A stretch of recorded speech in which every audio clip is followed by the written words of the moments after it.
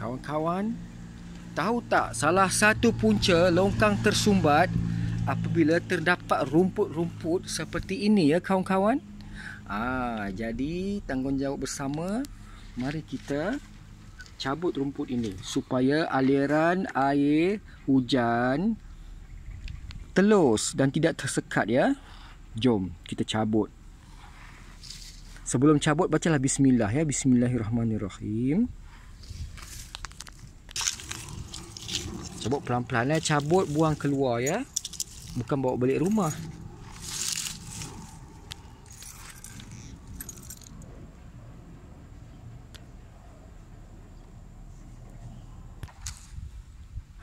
Kawan-kawan nampak dah licin, dah terang dah ya, dah terang dah. Jadi kebersihan flat adalah tanggungjawab bersama.